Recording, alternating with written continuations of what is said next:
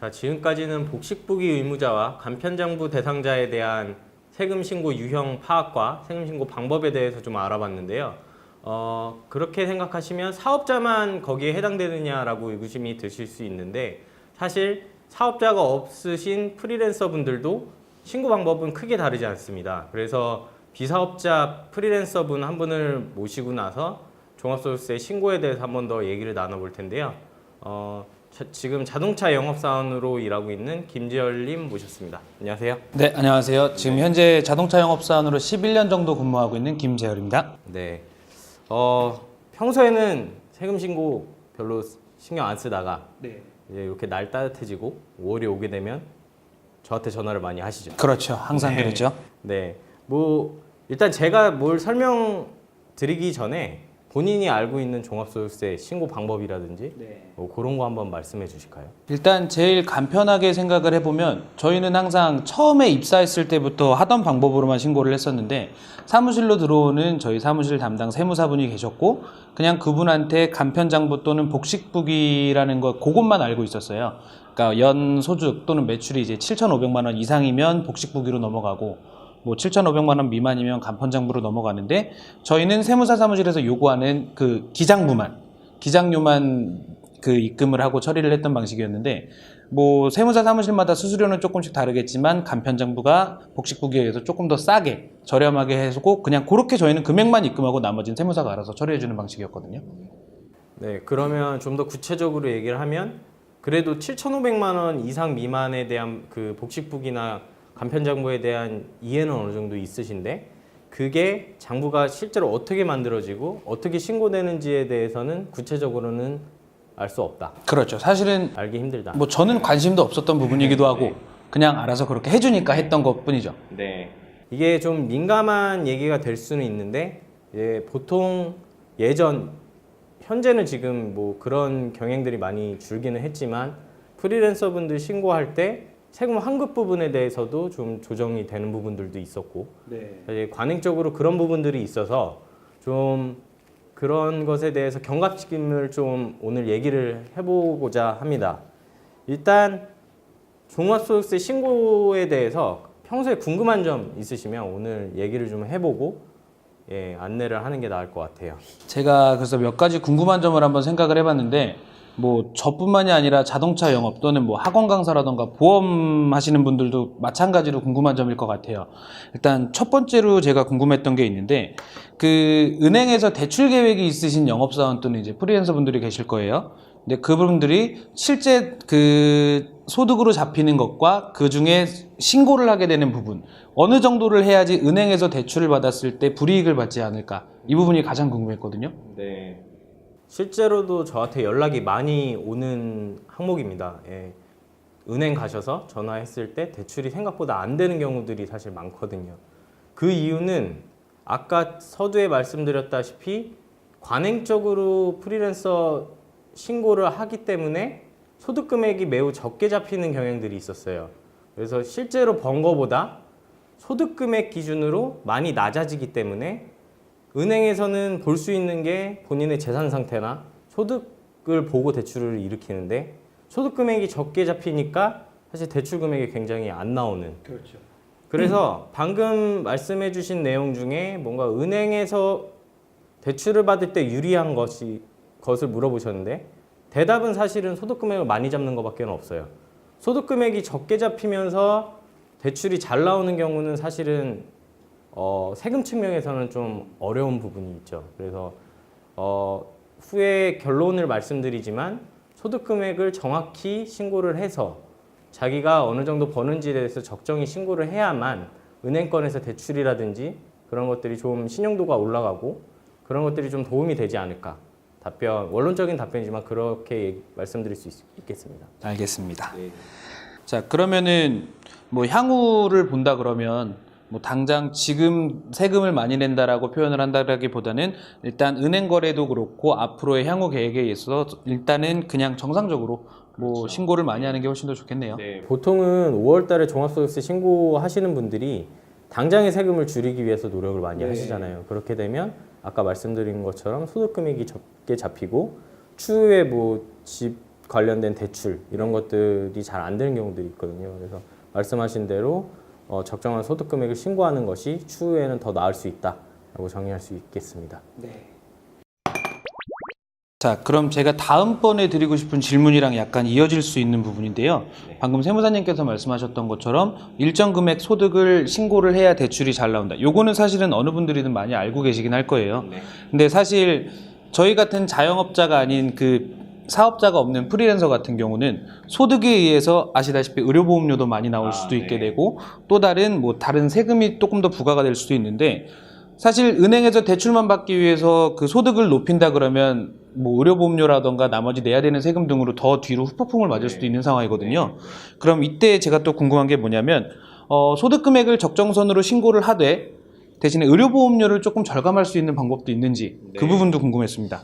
이게 근데 사실 절감할 수 있는 방법이라고 말씀드리기가 좀 조심스러워요. 왜냐면 어찌 보면 편법이라고 생각을 할 수도 있는 거고 그리고 4대 보험공단 같은 경우에는 세무서와 다른 집단이잖아요. 그러다 보니까 두 집단 간에 어떤 상충 관계가 있을 수 있기 때문에 팁이라고 말씀을 드릴 수는 없는데 제가 아는 선에서 좀 말씀을 드리면 먼저 프리랜서 분들은 대부분 직장 가입자로 4대 보험 가입을 안 하십니다. 그렇죠. 그 이유는 이제 예전부터 좀 이어져 온 관행이고 그리고 프리랜서 분들이 한 곳에 소속되지 않고 일하는 경우가 많아서 그렇다고 알고 있는데요.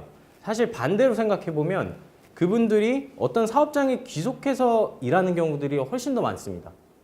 예를 들어서 학원 강사분들 프리랜서로 일한다고 하지만 학원에 소속돼서 일하는 경우들이 많습니다. 자동차 영업사원분들 중에도 그런 분들이 있을 거고요. 그럴 경우에는 사실 4대 보험을 가입을 해야 되는 의무자가 있을 수 있어요. 그러니까 그동안은 4대 보험을 가입 안 하고 세금만 내면 된다고 생각을 하시지만 보통은 직장 가입자로 4대 보험을 가입을 해가지고 일반 급여 받으시는 분들처럼 4대 보험을 직장 가입자로 납부해야 되는 분들이 좀 있습니다. 그 원칙을 먼저 말씀을 드리고 조금의 팁을 말씀드리면 본인들이 일하는 곳에 정식적으로 4대 보험을 가입을 하게 되면 기존의 재산이나 소득 금액으로 분배되었던 지역 가입자의 4대 보험보다 보통은 직장 가입자의 4대 보험이 적으니까 4대 보험 측면에서는 좀 절약할 수 있는 부분이 생기죠. 그래서 소득 금액은 당연히 직장 가입자로 4대 보험을 가입한다는 의미는 기존의 사업소득에서 근로소득으로 신고를 하는 단점이 있지만 그 단점이 아니죠. 사실 소득 유형이 바뀌는 거지만 4대 보험료는 좀 낮출 수 있는 그런 팁이 될 수는 있겠네요. 세무사님께서 말씀해 주시는 건 회사에 소속되어 있는 영업사원이라면 4대 보험을 회사에다 요구를 해서 4대 보험을 어느 정도 들어놓고 그 다음에 의료보험료는 그 부분에서 조금은 절감할 수 있는 팁이다 이 말씀이시죠? 여기서 한 가지 더 고려해야 될 사항은 4대 보험을 가입을 해서 근로소득으로 받는 거에 대한 직장가입자 건보료가 나올 수 있지만 그 이외의 소득들이 있을 수 있잖아요. 그렇죠. 특히 영업사원분들은 판매수당 같은 것들이 많기 때문에 어느 정도 일정 금액을 여기서 말씀드리기는 어렵습니다. 매년 바뀌고 좀 기준도 강화되고 있기 때문에 그 금액 이상의 사업소득이 추가로 잡혀버리면 직장가입자 플러스 지역가입자 건보료가 추가로 부과될 수 있어요. 그럼 혹시 그 일정 금액의 기준치라는 금액은 정해져 있는 건가요? 네, 정해져 있는데요. 이게 현재 건강보험공단에서도 이슈가 돼서 계속 강화되는 추세고 또 매년 바뀌기 때문에 금액 자체를 여기서 언급하는 건 좀 어려울 것 같습니다. 자, 이제 마지막으로 궁금한 게 있는데요. 제가 11년 동안 현업에 종사를 하면서 많은 영업사원들을 만나본 결과 매년 5월 달마다 보너스를 받는다는 개념으로 생각하면서 본인들이 냈던 세금에 대해서 돌려받는 게 당연하다라고 생각하시는 분들이 많거든요. 그래서 그렇게 어차피 낸 세금인데 내가 돌려받아도 되는 세금인 건지 그 부분에 대해서도 궁금해서 한번 여쭤보고 싶었어요. 네, 아마 이 유튜브를 보고 계시는 분들도 이 부분이 좀 궁금하실 것 같아요. 근데 결론적으로 말씀드리면 굉장히 잘못된 생각이에요. 그동안에 관행적으로 프리랜서 소득세 신고가 어떻게 되고 있는지 저도 압니다. 그리고 몇 년 전에 국세청에서 크게 조사가 이루어져서 크게 이슈가 된 적도 있었고요. 예, 그래서 현재는 많이들 고쳐지고 있지만 돌려받는다는 거는 사실 기중에 본인이 소득을 받을 때 3.3%로 세금을 뗐던 거를 5월에 돌려받을 수 있다라고 그렇죠. 생각을 하는 건데 사실은 원래는 그렇게 돌려받는다는 거는 어떻게 종합소득세 신고할 때 뭔가가 들어갔다는 얘기예요. 그러니까 추상적으로 말씀드릴 수밖에 없지만 무조건 환급을 받는다. 이거는 말이 안 됩니다. 왜냐면 같은 돈을 벌어도 쓰는 비용도 다르고 각자 공제가 다르기 때문에 누구는 돌려받을 수 있지만 누구는 토해내야 될 수도 있어요. 사실 그렇기 때문에 프리랜서 분들도 각자의 소득에 맞게 간편장부 혹은 복식부기 의무자에 맞게 소득세 신고를 하는 게 가장 중요합니다. 거기서 이제 정확히 신고를 했을 때도 환급액이 나오면 당연히 돌려받을 세금이니까 돌려받는 거고요. 내야 될 세금이 있으면 내야 되겠죠. 자, 그럼 아까 전에 제가 질문 처음에 그 말씀드렸던 거랑 약간 좀 이어지는 부분도 있지만 그 간편장부와 복식부기 의무자의 기장료가 달랐었다고 말씀을 드렸잖아요. 그래서 이 부분은 왜 다를 수밖에 없는지 혹시 이 부분도 설명을 해주실 수 있을까요? 네, 뭐 서두에 말씀드린 것처럼 간편장부나 복식부기나 장부를 만드는 건 같습니다. 하지만 복식부기 의무자의 장부 작성 방법이 좀 더 복잡하죠. 그래서 기중에 일어났던 모든 거래들을 장부에 기록을 해서 복식부기 의무자의 경우에는 재무제표까지 나옵니다. 네. 반면에 간편장부는 기중에 있던 거래들에 대해서 간단히 기록하는 거거든요. 그래서 아무래도 그것을 신고 대행해 주는 곳에서는 일하는 양이 좀 다를 수 있어요. 그래서 수수료가 좀 더 발생할 수 있죠. 그러면 아까 전에 그 세무사님께서 그 간편장부와 복식부기의 일하는 양이 다를 수도 있다라고 말씀을 해주셨는데 저희 같은 프리랜서들이 뭐 이제 장부를 맡겼을 때 그 저희가 뭐 소득으로 인한 지출로 해서 인정받을 수 있는 비용의 범위는 어디까지가 있을까요? 그쵸. 이게 사업자와 비사업자의 사업상 비용에 대한 인정 범위가 좀 다르다고 생각하실 수는 있지만 기본적인 컨셉은 같아요.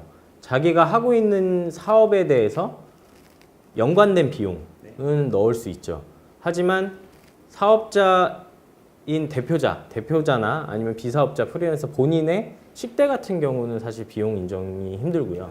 그런 것보다는 정말 사업상 자기가 써야 되는 돈들 있잖아요. 예를 들어서 뭐 여비교통비라든지 아니면 사업상 소모품비 아니면 차량 유지비 뭐 이런 것들은 사업상으로 썼다라는 게 증빙이 되면 사업상 경비로 인정받을 수 있습니다. 네.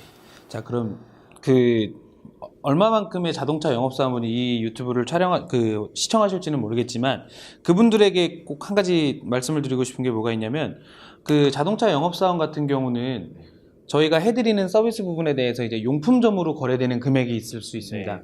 근데 보통은 용품점에서는 저희에게 금액을 맞춰주기 위해서 세금계산서 발행을 하지 않고 현금으로 저희가 입금 거래를 하게 되는데 그럼 결국은 장부를 맡기게 되는 경우에는 실질적으로 저희도 세금계산서 발행을 받는 게 더 유리한 건가요? 네, 증빙이 있는 게 아무래도 사업상 경비 인정받는 데 좋죠. 그래서 사업자 번호가 없으시잖아요, 보통. 그러면 사업자 번호가 없는 분들한테는 주민등록번호로 사실 발행이 가능해요. 아니면 현금영수증으로 발행도 되고요. 그래서 비사업자라고 해서 사업상 증빙을 무조건 갖출 필요가 없다는 건 아니고요. 갖추면은 사업상 경비를 인정받는데 좀 더 수월할 수 있다. 이렇게 말씀드릴 수 있습니다. 일반 통장 거래 내역으로는 증빙을 할 수는 없는 건가요? 네, 사실은 그 부분은 좀 말씀드리기 조심스러운데 증빙이 없는 부분에 대해서 사업상 경비가 인정이 안 되는 것은 아닙니다. 하지만 국세청에서 바라봤을 때는 증빙이 있는 거래들이 좀 더 신뢰가 가겠죠. 네, 감사합니다.